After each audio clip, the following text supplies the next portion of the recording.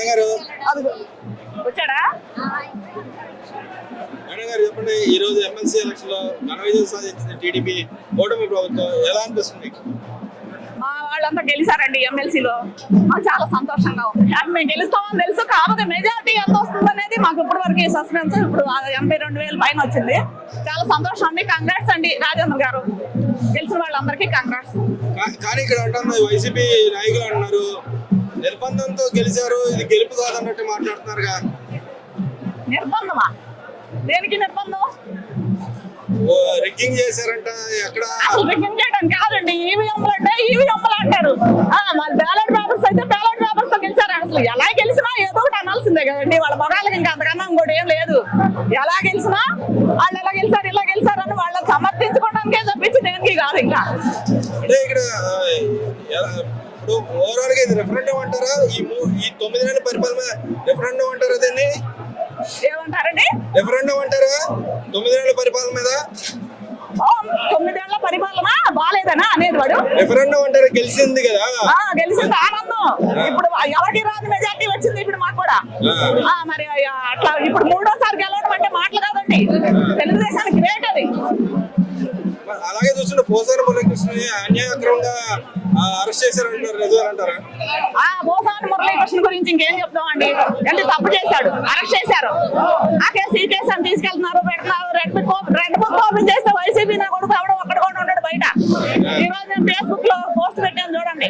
Red book open అవ్వలేదు. Open అయితే ఈ 4 ఏళ్ల నాడు ఈ తప్పు చేసిన వాళ్ళని ఎందుకు అరెస్ట్ చేయలేదని కూడా పెట్టాను నేను. ఇప్పుడు కూడా చేయలే. రెడ్ బుక్ అనేది అయితే ఓపెన్ అవ్వలేదండి. వాడిని పట్టుకున్నారు అంతవరకే. వాడు ఎన్ని మాటలు మాట్లాడాడండి? మాటలు మాట్లాడారు కాబట్టి అరెస్ట్ చేశారు. తప్పేం కాదు కదా అది. అంటే కక్ష సాధింపు అంటారా? కక్ష సాధింపు ఎందుకు అవుతుందండి? పరిపాలన అనండి. కక్ష సాధింపు అనబాకండి మీరు. పరిపాలన చేస్తున్నారు. ఇది వరకు ఆ పరిపాలన లేదు. కక్ష సాధింపులు, అర్ధరాత్రులు గోడలు దోకటాలు, అరెస్ట్ చేయటాలు, వాళ్ళు చేసినవి వాళ్ళు కప్పిపుచ్చుకోవడానికి మాట్లాడే మాటలండి ఇవి. బొత్స గారు మాట్లాడుతున్నారు, ఏదైతే రుషికొండ ప్యాలెస్ వ్యవహారంలో అవినీతి ఉంటే వెలికి తీయండి అని సవాలు ఇస్తున్నారు కదా, దాన్ని ఎలా చూస్తారు? వెలికి తీస్తారు. ఆగండి, కంగారు పట్టం ఎందుకు? ఆయనే ఉన్నాడు ముందు అందులో. ఆయన కూడా ఉన్నాడు. ఆయన కూడా వస్తుంది ఇవాళ రేపు టైం. ఆయన కూడా అరెస్ట్ చేసే టైం వస్తుంది. మొన్నటి శ్మశానంలో ఉన్నాడు ఆయన. ఈ రోజు వచ్చి అసెంబ్లీలో కూర్చున్నాడేమో. అసెంబ్లీకి కూడా రావడం జరగట్లేదు కదా. ఇప్పుడు వాళ్ళు గెలిచిన జనాలకైనా కనీసం న్యాయం చేయాలి కదండి. అసెంబ్లీకి వచ్చి మాట్లాడాలి కదండి. అది కూడా జరగట్లేదు కదా అదోళ్ళకి. మరి గెలిచిపోయి అందరు జనాలు ఓట్లేసి నేను పిచ్చెక్కేసారు వాళ్ళకి ఓట్లు. 3 రాజధానుల విషయం మీద ఏం చెప్తారండి? మళ్ళీ అడుగుతున్నారు కదా 3 రాజధానులు ఎజెండా అని చెప్పి అంటున్నారు కదా, దాన్ని ఎలా చూస్తారు? 3 రాజధానులు లేదు, 30 రాజధానులు లేదండి. రాజధాని అంటే ఒకటే, అది అమరావతి. ఆడేందన్నా అనుకోనండి. ఇంకా ఏదో చెప్తాడు. ఏం చెప్తాడు? ఏం మారుస్తాడండి? ఏమన్నా సెంట్రల్ లో ఉన్నాడా? ఏమన్నా మినిస్టరా మార్చడానికి? ఆయన ఇష్టమేనా రాజధాని మార్చడం అంటే? మాట్లాడండి. అంశాన్ని తీసుకురావడానికి కారణం ఏంటంటారు? ఏంటండి? అదే అంశాన్ని మళ్ళీ తీసుకురావడానికి కారణం ఏంటంటారు? వైసీపీ ఏదో ఒకటి గెలుకోవాలి కదా, ఏదో ఒకటి మాట్లాడాలి. వాళ్ళకి ఇంకా మాట్లాడటానికి సబ్జెక్ట్ అయితే లేదు. ఏమీను ప్రస్తుతానికి వస్తున్నాడు కదా, మండలిలో వస్తున్నట్టున్నాడు. అసెంబ్లీకి అసలు రావట్లేదు కదా. ఏదో మాట్లాడాలి కాబట్టి మాట్లాడుతున్నారు. మొన్నటిదాకా మరి శ్మశానంలోనే కాపురం చేశారు వాళ్ళు. 5 సంవత్సరాలు కాపురం చేశారు కదా అక్కడ. ఇప్పుడు రాజధాని వచ్చే శ్మశానం అంటున్నాడు. మరి ఆ శ్మశానంలో అడిగిన దానికి సమాధానం చెప్పలేకుండా ఎందుకు పారిపోతున్నారు?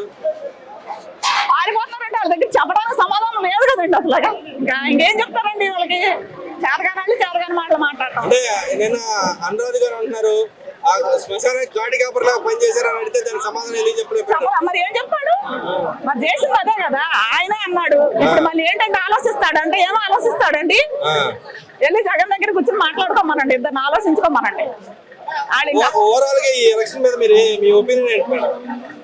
బాగుందండి ఎలక్షన్. ఇప్పుడు 3వసారి తెలుగుదేశం పార్టీలో ఎమ్మెల్సీలు 3వసారి గెలవటం అండి. ఇది నాకు చాలా సంతోషంగా ఉంది. అదే బడ్జెట్ మీద ఏం చెప్తారంటే, బడ్జెట్ 3,22,000 కోట్లు అనౌన్స్ చేశారు. ఏమండి ఈ అప్పుల రాష్ట్రంలో బడ్జెట్ కూడా చాలా బాగా పెట్టారండి. చాలా బాగుంది, మాకైతే నచ్చిందండి. వాళ్ళకి ఏంటంటే ఇష్టం లేని వాళ్ళు ఏదో మాట్లాడతారు అంతేగాని ఇప్పుడు వరకు పరిపాలన అయితే చాలా బాగా జరుగుతుంది. బడ్జెట్ లో అంకెలు గారంటే చెప్తే ఎవరు సంక్షేమ అభివృద్ధి వీళ్ళు ఇస్తున్న పథకాలు కూడా ఇవ్వలేరు అని చెప్పి అంటున్నారు. పథకాలు ఏమేమి లేదు చెప్పండి. ఏమేమి లేదండి. గ్యాస్ ఇచ్చేసారు కదా, గ్యాస్ బండ్లు ఫ్రీ ఇచ్చారు కదా, అన్నా క్యాంటీన్ అవుతున్నాయి కదా, ఇంకేంటండి పింఛన్ పెంచారు కదా, ఏమి ఇవ్వాలండి ఇంకా? ఇవ్వాల్సింది ఏంటి అమ్మ ఒడి అనేది రేపు ఇస్తున్నానని చెప్తున్నారు కదా మే నెలలో, అది కూడా చెప్పేశారు మే నెలలో వస్తాయి. రైతు భరోసా మే నెలలో ఇస్తామంటున్నారు. ఇంకా ఇబ్బంది ఏంటండి? అయినా ఏదో జనాలు ఎవడో పెడతాడని పిల్లల్ని కంటారా, ఎవడో పెడతాడని పెళ్లిళ్ళు చేసుకుంటారా అండి? అసలే అప్పుల రాష్ట్రం. వాళ్ళు ఇస్తారని కూడా మోసం చేస్తా ఉన్నారు, ఇవ్వలేకపోతున్నారు. మోసం చేయడం కాదండి, అప్పుల రాష్ట్రం అండి. ఇంకా అప్పులు పెరిగితే మనమే పెరుగుతాయి, రేపు మన పిల్లల జీవితాలు నాశనం అవుతాయి, మనం అప్పుల పాలు అయిపోతాం, రాష్ట్రం అప్పుల పాలు అయిపోద్ది. అది తెలవట్ల జనాలు. వాళ్ళు ఇచ్చే 20,000 25,000 కోసం పెళ్లిళ్ళు చేసుకుని పిల్లలు కానీ స్కూల్లో పెడతారా ఏంటండి? వాళ్ళు కూడా ఆలోచించాలి కదా. వచ్చి వాడేదో అలవాటు చేశాడు, డబ్బులు అలవాటు చేశాడు, డబ్బులకు అలవాటు పడిపోయి గొర్రెల్లాగా అందరూ అదే మాట మాట్లాడుతున్నారు. అది రాలేదు, ఇది రాలేదు, దాని అంత ఇదిలే ఇంకోటి లేదు. అసలు అలా ఆలోచించడం కూడా చాలా తప్పండి. ఇప్పటికే చాలా ఫ్రీ అన్ని తప్పవి.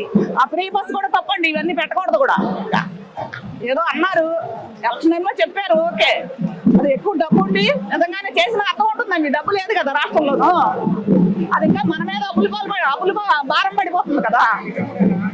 అది ఆలోచించాలి ఆంధ్ర వాళ్ళు కూడా.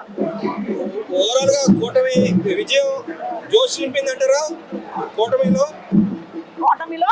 జోష్ నింపిందంటారా ఎమ్మెల్సీ ఎలక్షన్? జోష్ అంటే అలా ఇలా కాదు. మాకు 3వ సారి మళ్ళీ మేము ఎమ్మెల్సీగా మా వాళ్ళందరూ గెలిచారంటే చాలా సంతోషంగా ఉంది. అందరికీ కంగ్రాట్స్ చెప్తున్నాం మీ మీడియా ద్వారా.